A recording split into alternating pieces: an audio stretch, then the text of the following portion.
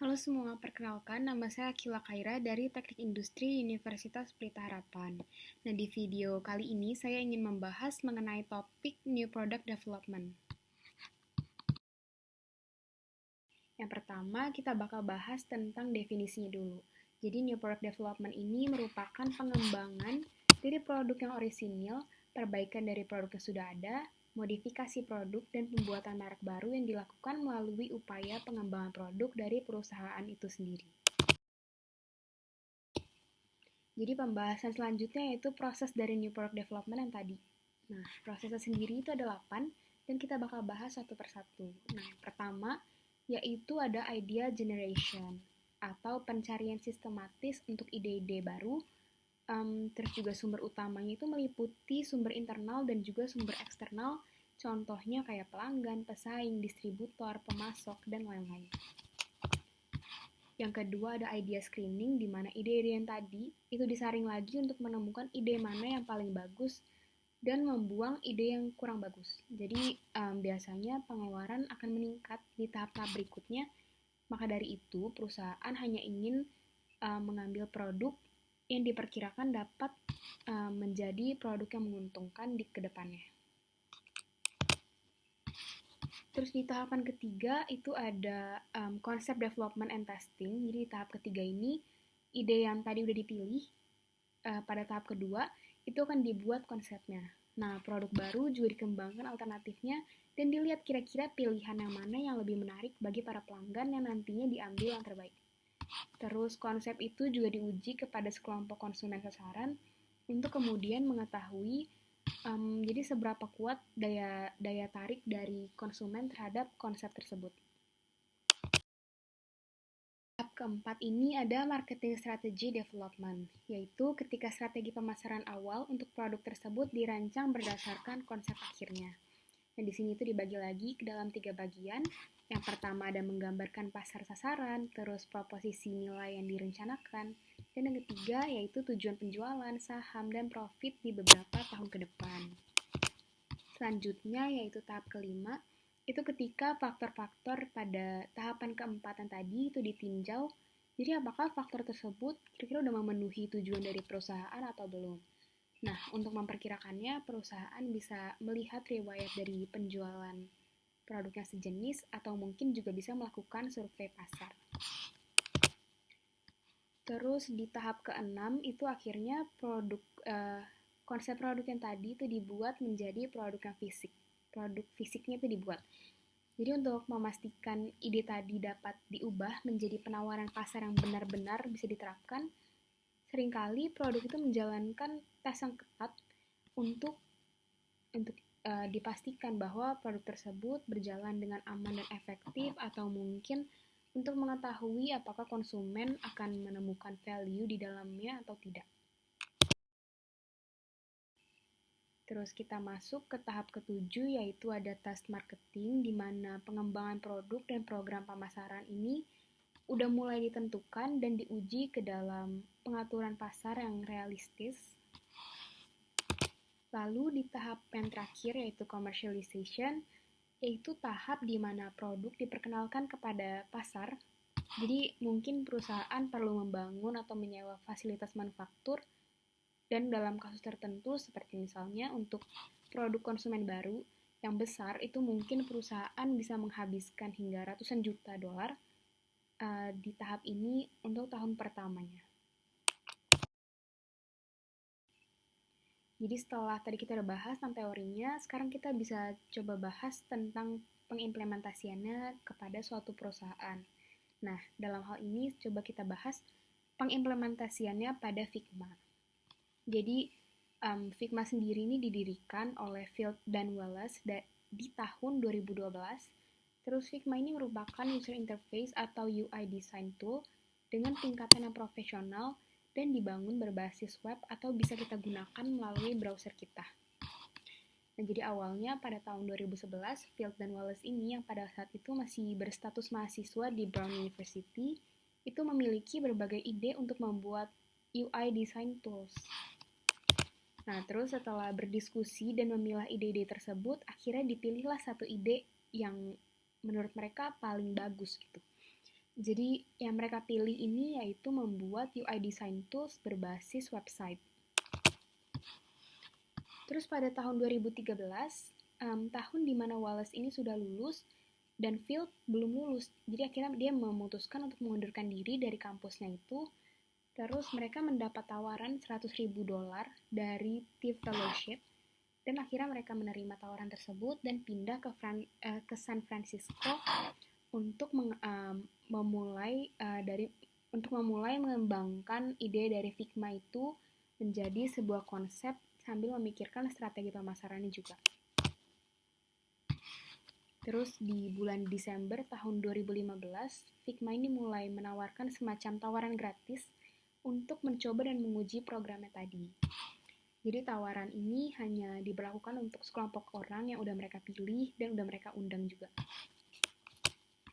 Nah, terus pastinya selama periode tahun 2013 sampai 2015 ini mereka juga melakukan tinjauan-tinjauan terhadap desain tool serupa dan melakukan pengujian sendiri juga. Jadi di tahap yang terakhir atau commercialization, Figma ini mulai dikenalkan ke publik untuk pertama kalinya di bulan September tahun 2016. Nah, hingga sekarang Figma ini dikenal sebagai pesaing terkemuka dalam bidang aplikasi desain berbasis website. Sekarang kita bakal bahas tentang Product Lifecycle Strategies atau strategi PLC. Nah, PLC sendiri merupakan perjalanan dari penjualan dan profit yang dihasilkan oleh suatu produk selama masa pakainya. Jadi dalam Product Lifecycle ini terlibat 5 tahapan yang berbeda yang bisa kita lihat di grafik yang ada di layar.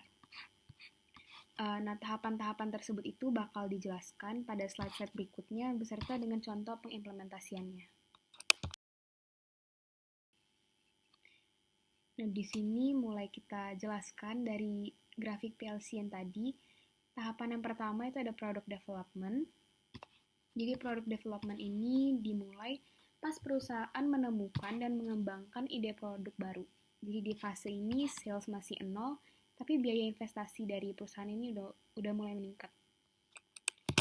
Terus di tahapan kedua ada introduction. Jadi di sini produk dikenalkan kepada masyarakat dan penjualan mulai dilakukan. Nah, pada tahap ini pertumbuhan dari penjualan masih sangat lambat, bisa dikatakan juga profit yang masuk ke perusahaan itu masih belum ada, karena juga upaya pengenalan ini kan dilakukan secara besar-besaran, yang tentunya juga memakan biaya yang sangat besar. Terus yang ketiga ada growth, di mana penerimaan pasar cepat dan profit udah mulai mengalami peningkatan. Nah, meskipun kita juga nggak bisa tahu ya, kita nggak bisa memprediksi secara pasti kapan tahapan ini bakal terjadi, tapi kita harus yakin kalau misalkan kita udah melakukan tahapan dengan benar dan dengan kegigihan dan perencanaan yang tepat, meski memakan waktu yang cukup lama, namun juga kemungkinan besar kita bakal mencapai ketujuan kita, yaitu peningkatan di penjualan. Terus ada tahapan keempat yaitu maturity, di mana di periode ini pertumbuhan sales mulai melambat karena produk udah mulai diterima oleh sebagian besar pembeli potensial. Jadi profit mulai mengalami penurunan lagi dan pengeluaran perusahaan dalam pemasaran juga mulai meningkat lagi karena mereka ingin mempertahankan produk di pasaran. Terus tahapan yang terakhir yaitu decline. Jadi di sini penjualan tuh udah turun dan profit pun juga ikut turun. Nah, pada beberapa kasus bisa aja tahapan ini tuh baru dialami oleh perusahaan dalam waktu puluhan, ratusan, atau mungkin bahkan bisa nyampe ribuan tahun kemudian.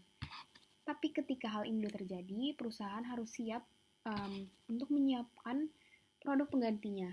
Nah, salah satu perusahaan yang bisa bertahan hingga ratusan tahun itu ada Coca-Cola. Nah, tadi kita habis bahas tentang PLC, sekarang bakalan lebih mudah sepertinya kalau dibahas tentang pengimplementasiannya juga. Nah, sekarang kita bakal coba bahas pengimplementasiannya pada The Walkie Pause. Jadi The Walkie Pause ini merupakan perusahaan yang meluncurkan legging untuk anjing pertama di dunia yang menawarkan solusi, yaitu melindungi anjing Anda dari bakteri dan semua hal kasar yang ada di luar sana. Jadi tentunya produk tersebut itu telah melalui perencanaan yang matang hingga pada akhirnya terbentuklah bentuk dari produk tersebut, bahan atau material yang mereka gunakan, hingga ke pola-pola yang mereka pilih. Nah, di sini itu mereka juga udah mikir kalau kira-kira peluang keberhasilan yang bakal mereka dapat dari produk ini itu sangat besar, terutama bagi para pecinta hewan. Atau lebih tepatnya lagi, para pecinta anjing.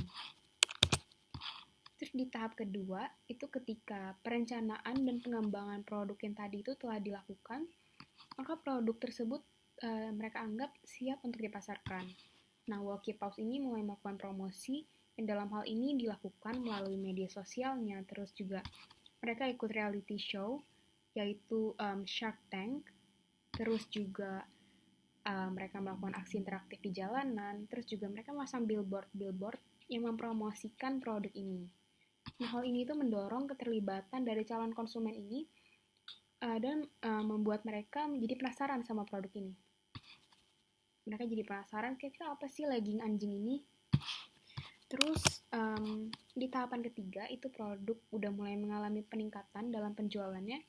Jadi meskipun mereka itu baru berdiri di tahun 2018, tapi di tahun yang sama atau di tahun pertama mereka menjual produk ini, itu mereka udah berhasil meraih keuntungan hingga 100%.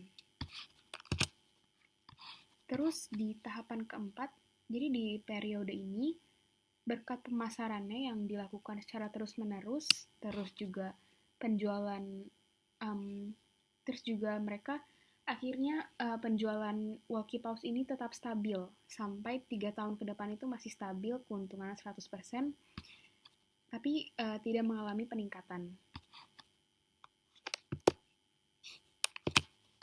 Terus tahapan kelima atau yang terakhir ini, pada kasus ini, karena mereka juga terus berinovasi dan teknik pemasarannya itu juga bagus, hingga kini Walkie Paws ini masih tetap berjalan dengan lancar.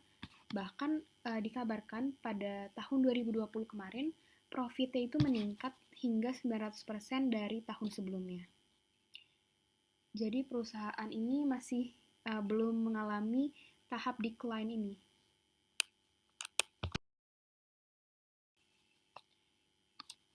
Sekarang kita udah sampai yang terakhir. Jadi di sini ada beberapa referensi yang saya gunakan dalam melakukan pembahasan terhadap materi hari ini. Semoga pembahasan ini dapat membantu teman-teman semua dalam memahami topik, dan mohon maaf sebelumnya apabila ada kesalahan atau kurang lengkapnya materi yang saya bahas, dan terima kasih.